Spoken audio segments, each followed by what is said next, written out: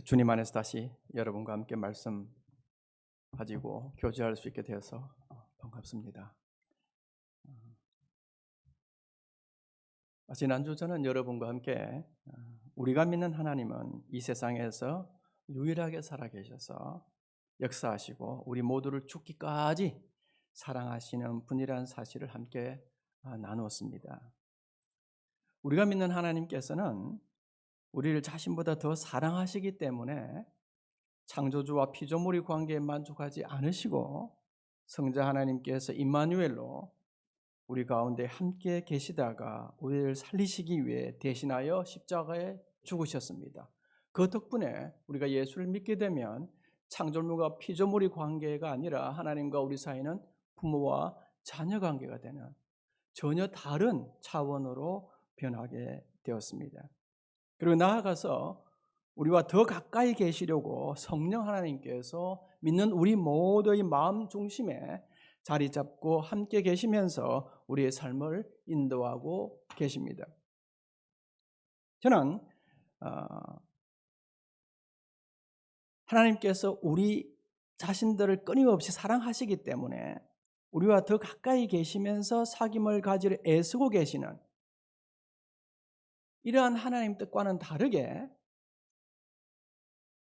저를 포함해서 우리 대부분은 생각하고 또 그렇게 보통은 신앙생활을 하기를 하나님은 사귐을 통해서 친해져야 하는 분이 아니라 내 소원을 들어주시는 분, 또 저 하늘에 계신 분, 물론 하느님이 하늘에 계십니다. 그런데 우리가 말하는 건 저 멀리 떨어져 나와 아주 멀리 떨어져 있는 분, 또 우리 개인 형편과는 상관없이 자신의 뜻대로 우리의 모든 것을 자기 마음대로 주관하시는 그런 감정이 없는 분, 근엄하신 분, 또는 심판자나 제3자처럼 객관적으로 우리를 지켜보시고 상과 벌을 주시는 감히 가까이 할 수 없는 그런 두렵고 무서운 분으로만 생각하는 경향이 있습니다. 저 자신도 마찬가지고. 하나님에 대한 이러한 우리의 생각은 사실 한국 사회에 속해 있는 우리가 한국 사회의 문화적 영향을 받았기 때문에 한국의 전통적인 무속 종교를 포함한 토속 종교에서 가르치고 있는 그런 신관에 상당히 큰 영향을 받았다고 볼 수 있습니다.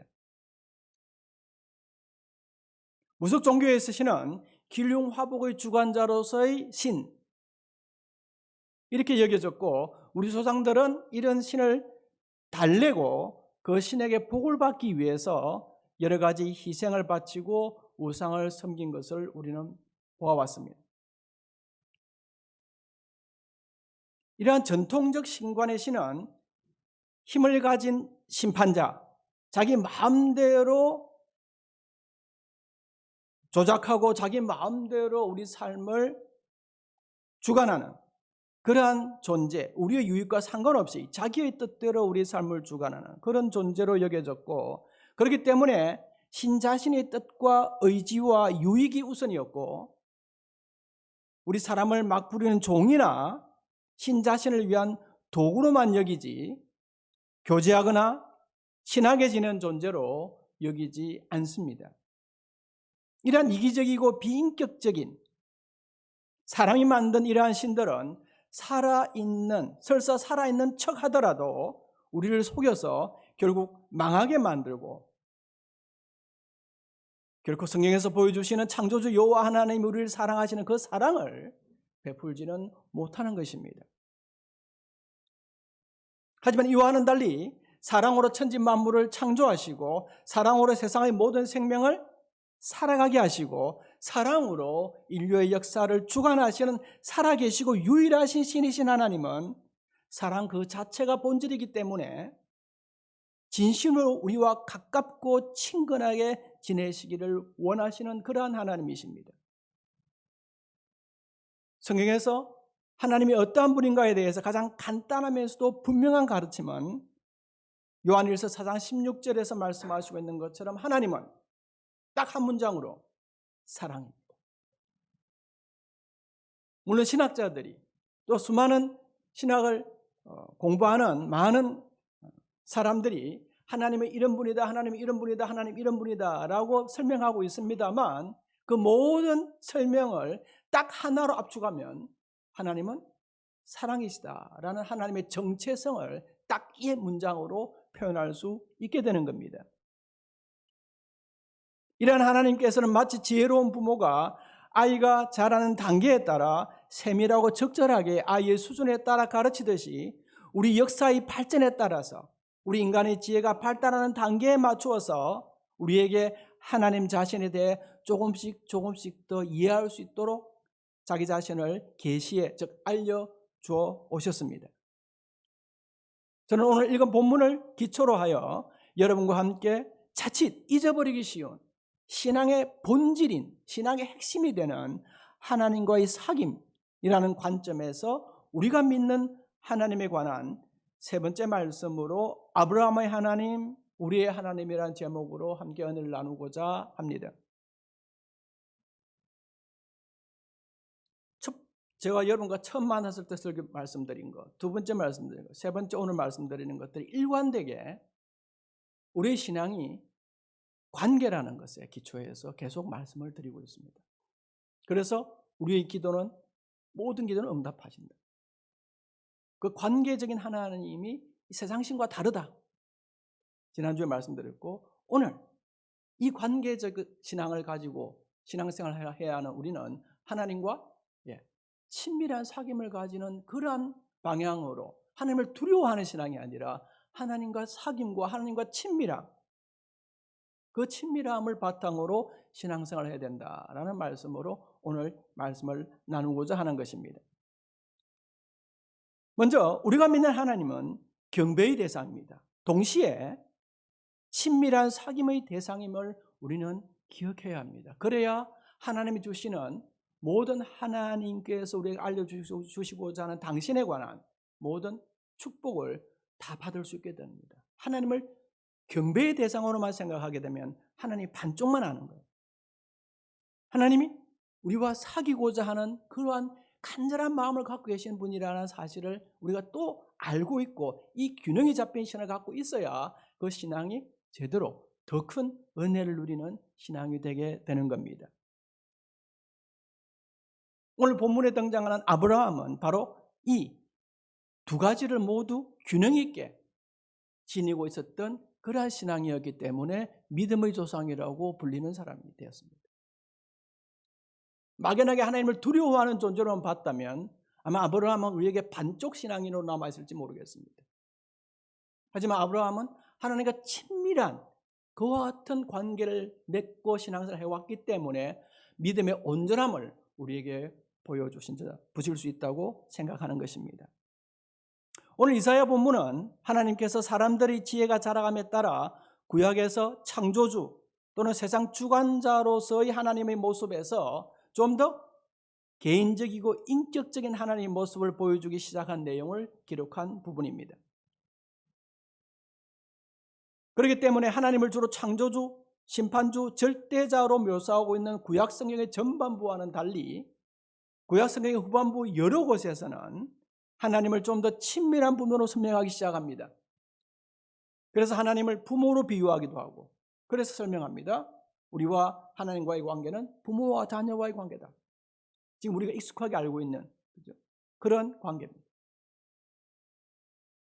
또 우리에 대한 사랑을 좀 더 자세하게 표현하기 위해서 하나님과 우리 사이를 부부관계로 비유해서 또한 하나님 자신의 사랑을 설명해 주시는 내용도 볼 수 있습니다. 호세아서 같은 경우는 우리와 하나님과의 관계를 연인관계, 부부관계로 보여줘요. 그렇게 하나님과 우리와의 친밀한 관계의 측면을 우리에게 잘 설명해 주고 있습니다. 오늘 읽은 본문에 하나님께서 말씀하시고 있는 나의 벗 아브라함이라고 말하시는 내용의 배경으로 짐작되는 부분을 찾아보면 창세기 18장에서 그 내용을 찾아볼 수 있습니다. 창세기 18장 16절에서 17절은 이제 하나님께서 죄악이 넘쳐나는 소돔과 고모라를 멸망시키기 전 마지막 확인하는 작업을 거치기 위해서 그 가는 길에 아브라함에게 들르시는 그러한 장면입니다. 그리고 그 들르시고 난 다음에 대접을 잘 받고 이제 떠나시게 됩니다. 16절, 17절은 이렇게 말합니다. 그 장면에 대해서. 그 사람들이 거기서 일어나서 소돔으로 향하고 아브라함은 그들을 전송하러 함께 나가니라. 17절입니다. 여호와께서 이르시되 내가 하려는 것을 아브라함에게 숨기겠느냐. 정말 가까운 사이를 우리는 이렇게 말합니다. 비밀이 없는 사이. 그죠? 숨기는 것이 없는 사이라고 말합니다. 물론 여러분들이 제가 저희 학교에서 가르치는 과목이 목회 상담입니다. 그래서 상담을 가르치는데 가끔 이야기를 하다 보면 또 상담을 하는 현장에서 부부간에 비밀이 있는 것을 가끔씩 보게 됩니다. 뭐 큰 비밀이라기보다 그 뭐라 하죠? 이 자기 통장만 갖고 있는 거, 남편 모르고 아내 모르게 있는 비자금 통장. 그래서 저는 가끔 상담할 때 반대하는 사람입니다. 모든 계좌는 다 알아야 된다, 서로.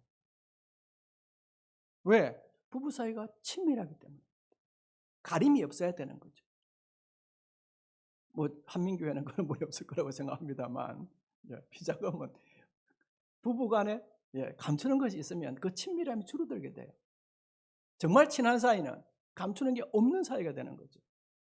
지금 하나님께서 이렇게 말씀하십니다. 내가 하려는 것을 아브라함에 숨기겠느냐. 얼마나 친밀한 관계였으면 이렇게 말할 수 있느냐는 거죠. 예수님께서도 제자들을 친구라 하시면서 요한복음 15장 15절에서 이렇게 말하고 계십니다. 이제부터는 너희를 종이라 하지 아니하리니 종은 주인이 하는 것을 알지 못함이라. 너희를 친구로 하였노니 내가 내 아버지께 들은 것을 다 너희에게 알게 하였습니다. 물론 우리가 신앙적 표현으로 하나님 우리가 종된 우리가 이렇게 표현하는 경우가 있습니다. 그래서 우리의 신앙적 고백이지 성경적 가르침에 근거한 그와 같은 정확한 내용은 아닙니다. 하나님 우리를 종으로 부르신 분이 아닙니다. 하나님 우리를 피로 값주고 사셔서 하나님의 아들, 딸로 삼으신 거죠. 그렇기 때문에 예수님도 하나님께 받고 들은 것들을 다 제자들에게 다 알려줬다고 이야기합니다. 왜? 친밀한 관계이기 때문에 속이는 게 없고 감추는 게 없어서 그렇습니다. 종이 아니라 이제는 너희가 나의 친구라서 내가 하나님 즉 아버지께 들은 것을 다 너희에게 말해 주노라 이렇게 말씀하시고 계신 것입니다. 친한 사이에 비밀이 없는 이유가 바로 그것은 상대를 신뢰하기 때문입니다. 즉 상대를 깊이 믿는 믿음 때문입니다. 상대를 믿기 때문에 어떠한 속 깊은 말도 할 수 있는 겁니다. 그래서 신약성경 야고보서를 기록한 예수님의 동생 야고보 선생은 야고보서 2장 23절에서 이렇게 말합니다.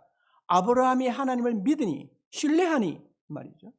이것을 의로 여기셨다는 말씀이 이루어졌고 그 다음에 이런 말씀이 있습니다. 그는 하나님의 벗이라 칭함을 받았나니. 오늘 우리가 읽은 이사야서의 본문도 아브라함을 하나님의 벗이라고 말하고 있고 야고보 선생도 그 말씀을 인용해서 똑같이 어때요? 아브라함은 하나님의 벗이라 칭함을 받았다 이렇게 이야기를 하고 있습니다. 우리는 신앙생활을 하면서 예수를 믿음으로 하나님을 아버지로 모셨다고 하는 부분을 가장 많이 들었기 때문에 벗이라고 칭하는 이 호칭에 대해서 상당히 낯선 그와 같은 느낌을 가집니다. 친구. 그죠? 하나님이 아브라함을 친구로 여기셨다.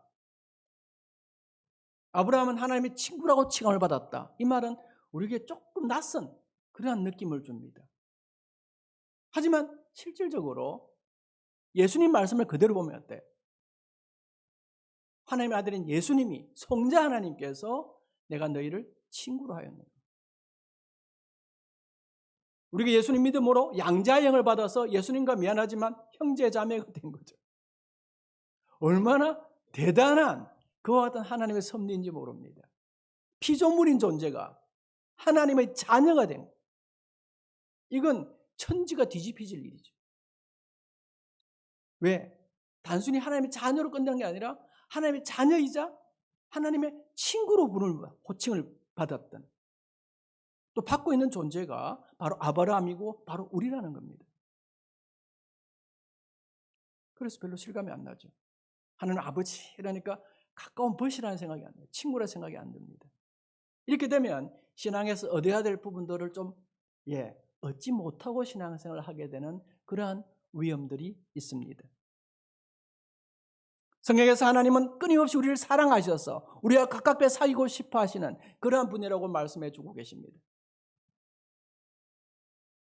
하지만 말씀드렸듯이 저를 비롯해서 전통적인 신관에 따라서 신앙생활을 하는 우리는, 또 전통적인 그러한 교회 가르침에 따라서 신앙생활을 해왔던 우리는 하나님께서 사람인 우리를 벗 또는 친구라 부르시는 말씀이 매우 혹은 가슴에 와닿지 않는 그와 같은 말씀일 수 있습니다. 하지만 우리가 하나님과 친밀한 관계라는 사랑의 관점으로 우리의 신앙을 바라본다면 우리의 신앙생활이 조금씩 이전과는 다른 풍성한 신앙생활을 누릴 수 있게 되게 됩니다. 예를 들어서 우리가 죄를 지었을 경우에 가장 우선적으로 해야 되는 게 회개입니다. 어떤 사람은 전통적 신관에 의해서, 또 우리가 늘 알아왔던 우리 아버님 세대 교회에서 배워왔던 것처럼 회개는 어때요? 하나님의 형벌을 혹은 하나님이 죄 용서 받기 위해서 꼭 필요한 거다. 죄와 형벌이라는 관점에서 회개를 생각합니다. 물론 이 말도 틀림없이 맞는 그런 성경의 가르침입니다. 그러나 이 반쪽이에요. 관계적으로 좀 더 하나님을 벗이나 부모 자녀 관계로 보게 된다면 이 회개는 다른 관점으로 우리에게 다가오게 됩니다. 만약에 우리가 죄를 지어서 회개하지 않는다면 죄 때문에 거룩하신 하나님께 가까이 가지 못해서 사이가 멀어지게 되는, 친밀함이 줄어들게 되는 겁니다. 그렇기 때문에 회개하는 것이죠. 친밀함을 회복하기 위한 회개입니다. 죄 용서함, 이건 반쪽입니다. 또 다른 반쪽, 풍성한 쪽은 뭐냐? 친밀함의 회복이라는 거죠. 이러한 관점에서 회개를 살펴보면 회개의 이유가 바로 하나님과 사귐과 친밀함의 기초가 되는 신뢰를 회복하기 위한 첫 단계이기 때문에 회개가 중요한 것입니다. 즉 가장 가까운 상대에게 말하지 못한 잘못이나 비밀이 있으면 조금씩 관계가 소원해지게 되죠. 그렇지 않습니까, 여러분? 그렇게 될 경우 그 관계를 회복하는 방법은 바로 상대에게 내 감추고 있던 것을 고백하고 다시는 그와 같은 잘못을 하지 않겠다고 약속하고 그 약속을 지키는 겁니다. 이것이 바로 우리 신앙생활에서 회개의 또 다른 풍성한 측면이죠. 하나님과 관계를 염두에 둔 그와 같은 회개에 대한 이해입니다. 또 다른 예를 한번 들어볼까요? 전통적인 신관이나 혹은 우리가 이전에 우리 아버님 세대의 교회에서 배워왔던 그러한 것 달리 우리가 시간이나 물질을 드리는 헌신과 헌금 역시도 관계적으로 보게 되면, 즉 하나님의 친구, 하나님의 벗, 하나님의 자녀라고 하는 굉장히 말 그대로 혈연 관계로서 우리를 보게 되면 물질이나 시간 역시도 하나님의 경배하기 위해서, 하나님을 기쁘게 해드리기 위해서라고 하는 효도적 관점도 있지만 또 나아가서 어때요? 하나님을 사랑하기 때문에 드리는 시간, 하나님을 사랑하기 때문에 드리고 싶은 물질이 되는 겁니다. 아브라함을 벗이라고 하는 하나님, 우리를 친구라고 하신 예수님, 그 관점에서 보게 되면 우리가 드리는 시간과 물질을 사랑이라는 관점에서 다르게 보게 되는 거죠. 사랑하면 상대를 위해서 시간을 내줍니다. 우리 여기 성도님들 혹은 원격으로 예배를 드리는 분들 가운데 내가 사랑하는 사람인데 나에게 시간을 내지 못한다. 그러면 미안하지만 상대에게 좀 요구할 필요가 있습니다. 사랑하면 시간을 내게 되어 있습니다. 사랑하면 또한 상대를 위해서 자신이 가진 것을 주고 싶습니다. 그렇지 않나요? 부모가 자식에게 왜 아이를 공부를 시키고 먹여주고 입혀주고 재워주고 그럽니까? 사랑 때문에. 하나님이 키워라 했어. 이거는 다른 이야기죠. 정말 제대로 된 부모는 어때요? 사랑하기 때문에 상대의 필요를 채워주고 자신이 가진 것을 기꺼이 내줍니다. 제가 학교에서 학생들과 가끔 이렇게 아직 대부분 미혼인 학생들이 많기 때문에 이성교제하는 경우를 이렇게 상담을 하게 됩니다. 그때 아주 가끔 남학생 가운데 이런 상담을 하는 경우를 제가 들었습니다. 교수님, 제가 이 자매를 사귀고 있는데 데이트를 하면서 제가 계속 데이트 비용을 대는데 이거 괜찮은 겁니까? 그래서 제가 정확히 이야기합니다. 그냥 주저없이 내가 볼 때는 그 자매가 자네를 사랑하지 않는 것 같네요. 마음이 가면 물질이 갑니다. 그렇지 않는가요? 아니 뭐 가격을 떠나서 어떤 형태로도 마음이 가면, 내가 사랑하는 사람이 나에게 밥을 샀다면 그게 5,000원짜리 4,000원짜리 밥이라도 그 다음에 내가 어때요? 그 사랑하는 사람에게 또 뭘 해주고 싶어요. 그러면 어때요? 나는 커피라도 하도 자판기 커피라도 뽑아서 주고 싶습니다. 내 형편에 따라서. 그게 사랑이죠. 우리 신앙생활에 드리는 하나님이 향한 시간, 물질들을 이러한 관점에서 보게 되면 의무감이나 부담감에서 벗어날 수 있습니다. 해야 하니까, 하지 않으면 안 되니까, 이거 해야만이 복을 받으니까, 이런 관점은 전통적인 신관에 의한 신앙생활입니다. 따라서 건강한 신앙은 하나님의 경외함과 하나님과의 친밀함이 균형 있게 유지되어야 더욱 풍성한 신앙생활을 누릴 수 있게 됩니다. 오늘 본문의 이스라엘을 향한 아브라함을 향한 그러한 약속하신 말씀은 바로 아브라함에게만 벗이라 말씀하신 약속의 말씀이 아니라 오늘 우리에게도 동일하게 하시는 말씀인 것을 우리는 확신해야 됩니다. 아브라함을 벗이랬다. 우리는 아브라함만큼도 안 되는데 하나님 나를 벗이라 했을까? 조금 주어를 바꿔보겠습니다. 하나님에 대해서 우리는 감히 말할지 모르지만 예수님은 뭐라고 했을까?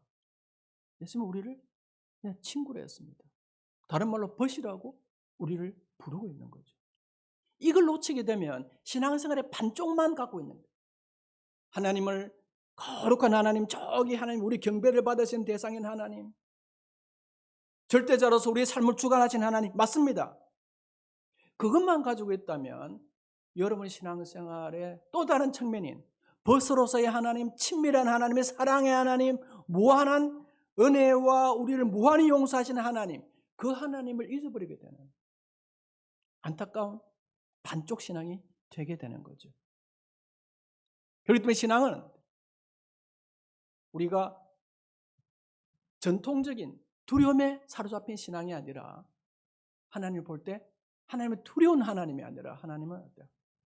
나를 끔찍히 사랑하시는 하나님. 심지어 자기를 확 놔두셨어. 이 땅에 오셔서 우리를 벗이라고까지 친구라고까지 말씀하신 하나님. 이런 하나님을 또한 발견할 수 있어야 우리 신앙에서 또 다른 큰 은혜를 누릴 수 있게 되는 겁니다.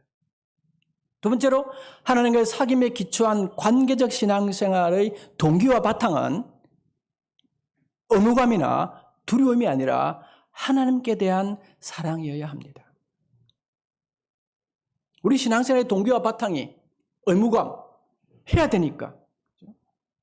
하지 않으면 내가 어떠한 하나님께 책망을 받으니까, 하지 않으면 내게 복이 없으니까, 이런 생각은 신앙생활에 있어서의 건강한 동기나 바탕이 아니라는 거죠. 왜? 우리 신앙의 본질 자체가 하나님을 닮아서 우리가 지어졌기 때문에 관계적입니다. 성부, 성자, 성령 하나님이 관계적이에요. 하나가 되어 있죠. 우리가 그 모습을 닮아 지었기 때문에 우리 신앙생활 역시도 관계적으로 이해해야 그 신앙이 훨씬 풍성해지는 겁니다. 명제적으로 해야 이걸 지켜야 되고 이걸 지켜야 되고 이걸 지켜야 되고, 이건 반쪽 신앙이 될 수밖에 없습니다. 정말 더 큰 하나님의 은혜를 누리는 신앙을 우리가 경험하지 못하는 그러한 어려움이 있습니다. 친밀한 사이에서 일어나는 모든 일은 상대에 대한 믿음과 사랑이 그 기초가 되는 법입니다. 친한 친구 사이에도 두려움이 아니라 진정한 믿음과 상대에 대한 사랑이 모든 일과 관계를 이끌어가는 동기가 되고 원천이 되게 됩니다. 왜 이 말씀을 드리느냐? 계속해서 우리가 전통적으로 생각하는 하나님, 우리가 어릴 때 우리 아버지 어머니 세대로부터 배웠던 교회의 가르침은 하나님은 경외, 두려움의 대상으로만 많이 강조해 왔기 때문에 오늘날 신앙에서 상당 부분 우리가 잃어버리고 있는 겁니다. 다른 부분을, 다른 절반을.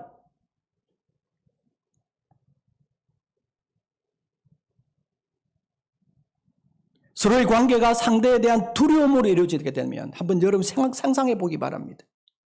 그 관계가 어떻게 되겠습니까? 부부 관계가 두려움으로 임해져요.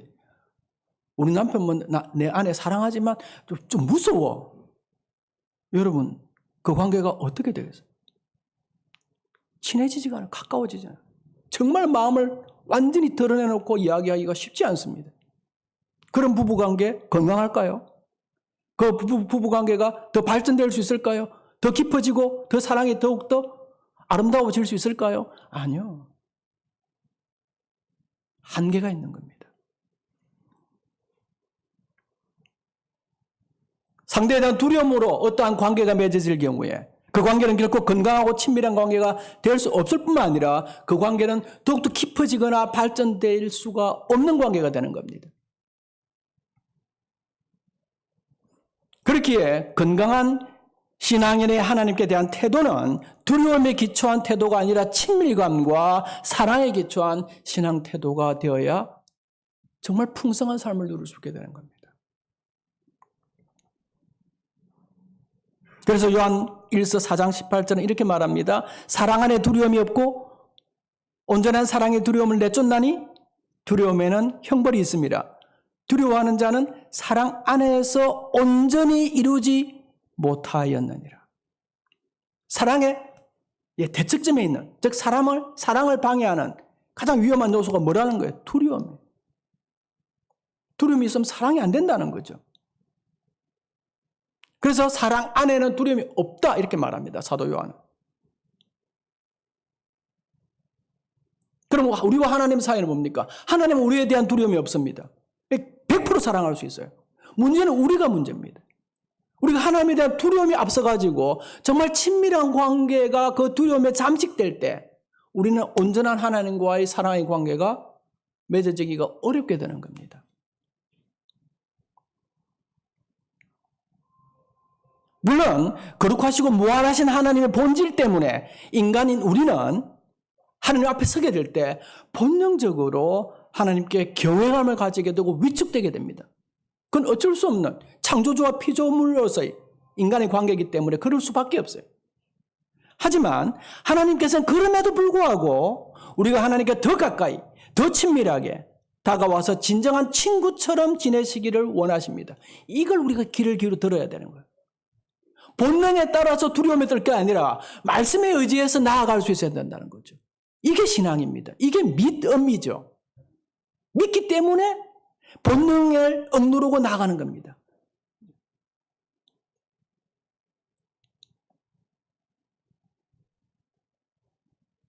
우리가 이렇게 할 수 있는 것은 하나님이 하나님이 우리를 사랑하신다는 확신이 있기 때문에 그렇습니다.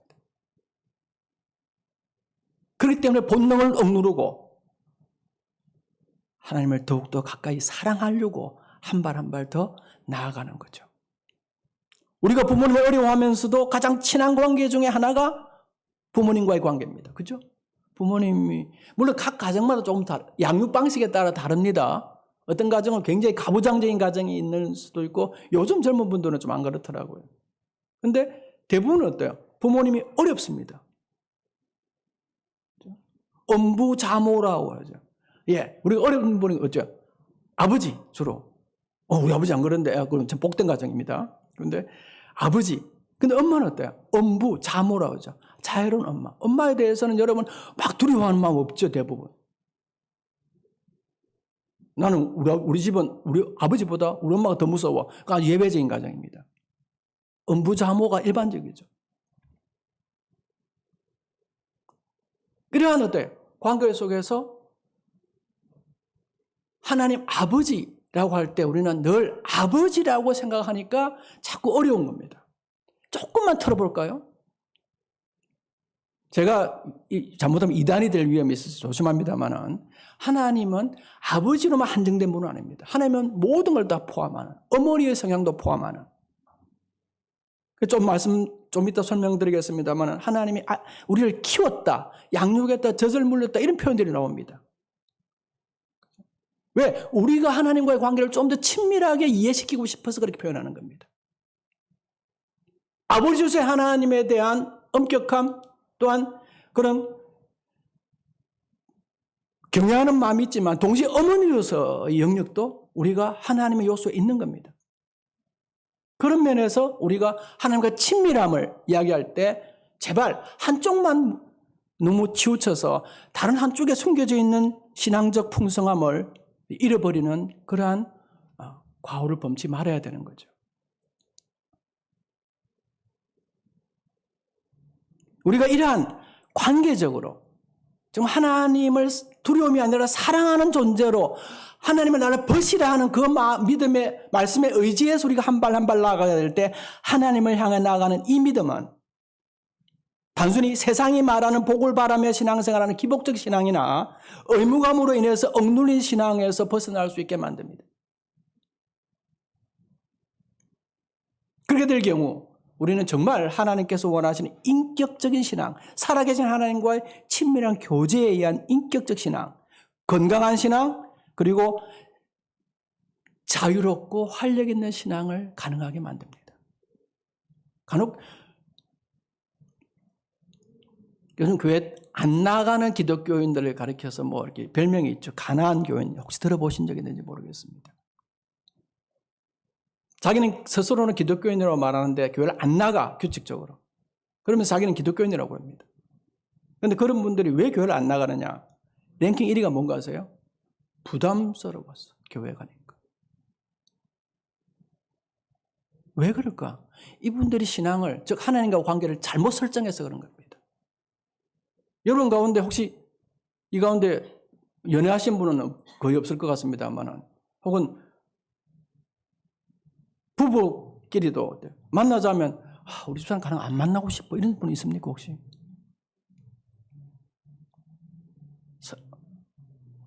제가 시간 있으면 이야기를 할 건데 다음에 이야기를 하겠습니다. 부부간이든 사랑하는 관계든 정말 사랑하면 부담스러울 수가 없는 겁니다. 사랑하면 보고 싶죠. 사랑하면 주고 싶고 사랑하면 내 걸 뺏으라도 어때요? 내 있는 것으로 다 내주고 싶은 게 사랑입니다.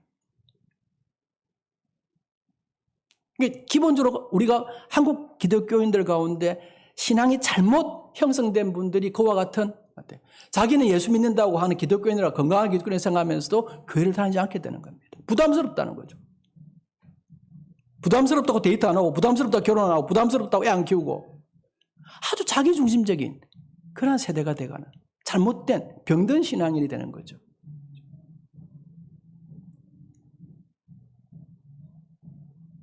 제대로 된 사랑은 의무감이나 부담이 아닙니다. 참 사랑은 또한 상대의 보답을 바라며 무언가를 하지는 않습니다. 오히려 사랑 때문에 상대를 위해서 내 시간과 물질을 기꺼이 기분 좋게 사용합니다. 그리고 보답을 바라지 않고 베풀고 드린 그 자체로 기쁨과 만족을 누립니다.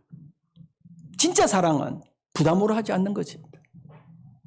그리고 참된 사랑은 대가를 바라지 않는 것입니다. 복 받기 위해서 교회 다닌다? 아니요, 복 받았기 때문에 교회를 다니는 겁니다. 미안하지만. 동의할 수 없는지 모르겠습니다. 아니요, 진짜 우리가 복 받았기 때문에 다행히 이 하나님의 자녀로서 교회 다니는 거, 교인이 된 거죠. 복 받기 위해서는 이미 받았어. 단지 우리가 그것을 인정하지 않아서 그런 거죠. 이러한 관점에서 우리의 교회 사역과 신앙생활을 한번 점검할 필요도 있습니다. 교회 여러 사역 활동이나 물질이나 시간 사용이 부담이 되는 경우가 종종 가끔 있는 걸 보게 됩니다.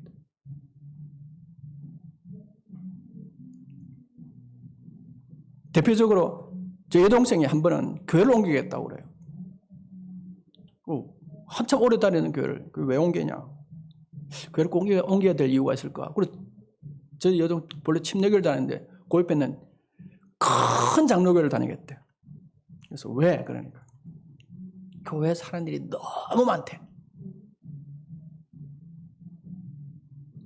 제가 볼 때는 그래요.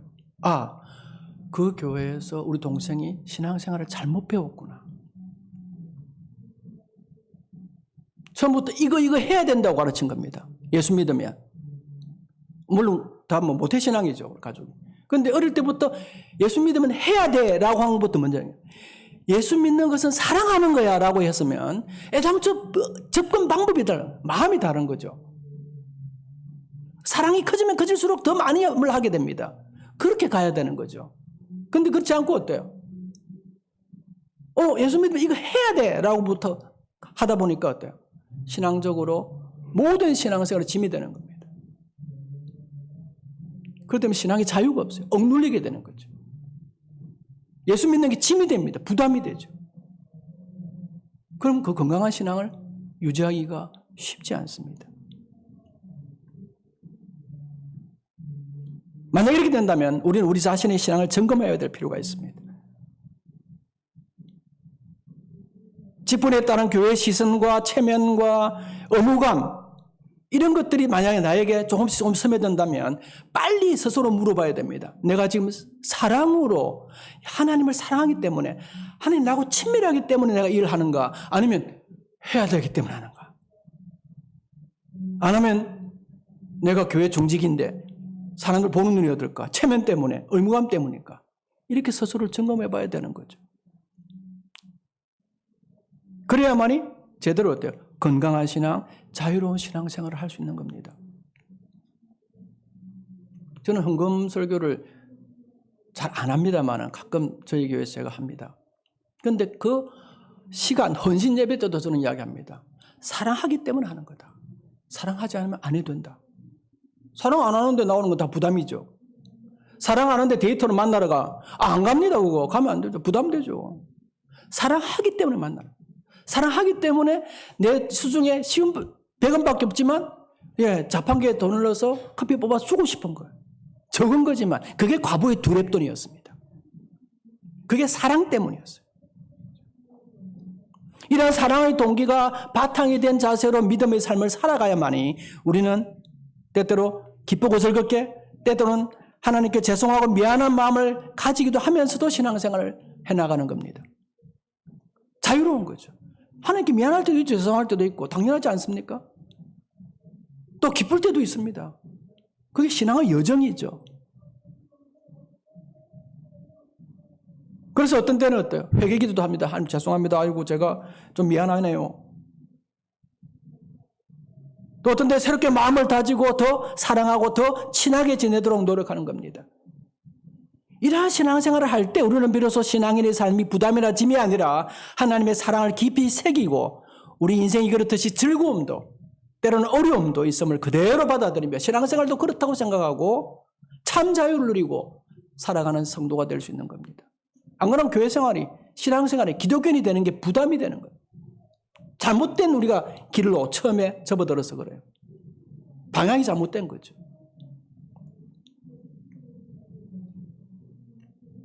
아브라함을 향해서 내가 아브라함에게 못할 말이 있겠는가라고 하시면서 자신의 마음을 열어서 친구처럼 대해주셨던 하나님, 그 하나님은 변함없이 오늘 우리에게도 똑같이 우리의 하나님으로 우리를 향해서 다가오고 있습니다. 내가 너에게 못할 말이 있겠는가? 물론 때때로는 그 말씀이 가슴을 찌르는 말이 될 수도 있어요. 왜? 나에게 양약이 되고 내 인생을 좋게 만들기 위한 거기 때문에. 종종 제가 학생들에게 이야기합니다. 자녀들이 원하는 모든 걸 다 해주는 지난 시간에 첫 시간에 설명드렸습니다. 말씀 때 이야기했습니다. 모든 것을 다 들어주는 부모는 나쁜 부모다.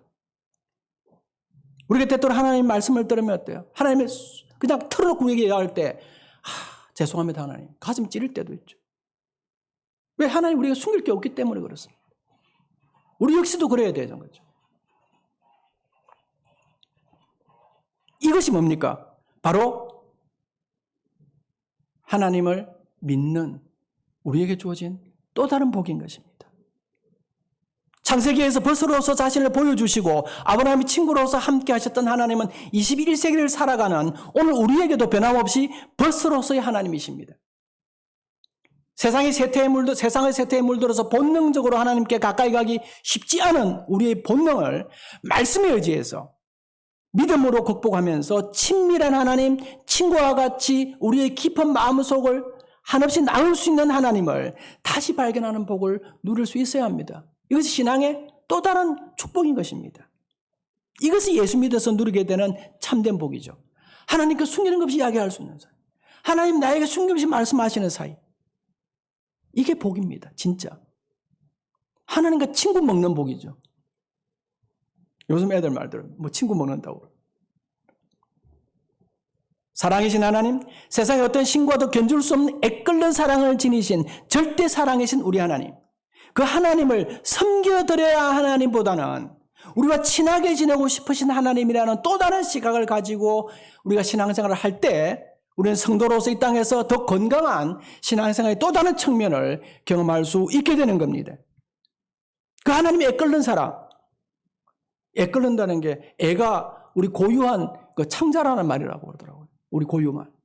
우리 뭐라죠? 대구애, 명태애, 뭐 무슨 애 할 때 생선 뭐 애, 그게 내장이라고 창자라고 그러죠. 애끓는 사랑하는 것은 창자가 끊어질 것 같은 사랑.